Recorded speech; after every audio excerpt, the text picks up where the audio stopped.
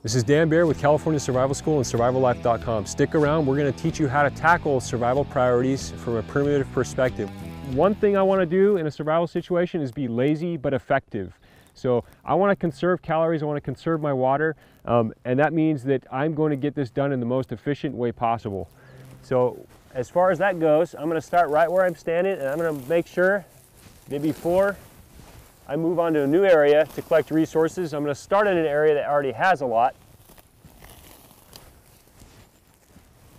And then I'm going to not run around taking little handfuls of stuff. You know, if I make 300 trips to an area to build my shelter with this much grass, it's gonna take all day. I want to start in my area, and I want to be carrying back armloads of material. Short, efficient trips.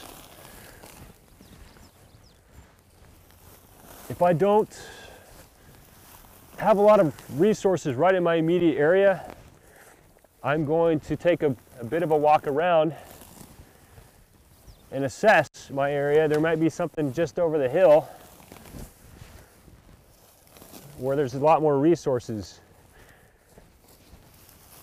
So if I'm making trips with the insulation, I'm making trips like this to be effective. So this is a good start, and we'll get the rest of it going.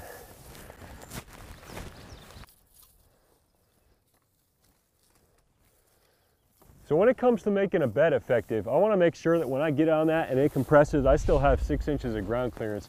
One, this keeps me out of contact with the ground. I'm not going to be having the heat sucked out of me by the cold ground and the temperature differential. And two, if things get a little bit wet, my floor isn't waterproof, so if I have some ground clearance, that's going to keep me dry. So people don't usually sleep like a mummy. I'm not, you know, sleeping like this. I want to make sure that my bed is comfortable, so I'm going to make sure that when I build my bed first, I'm making sure also that I can sleep in a natural position as possible while still keeping the insulation around me. When it comes to shelters, the biggest thing is to make sure that it's effectively insulating you. So if I finish a shelter and I find out it's not effectively insulating, some part of it's not working, if I had to start all over again, that's what I have to do. Most of the time that's not the case, but you really need to make sure that it's effectively insulating you.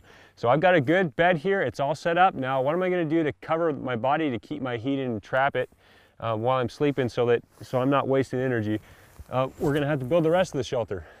Now we've got an effective bed here. It's got some good ground clearance. It's keeping me warm from the bottom, and it's shaped to my body so that I know that when I build the rest of my shelter around it, it's going to be a good place for me to sleep.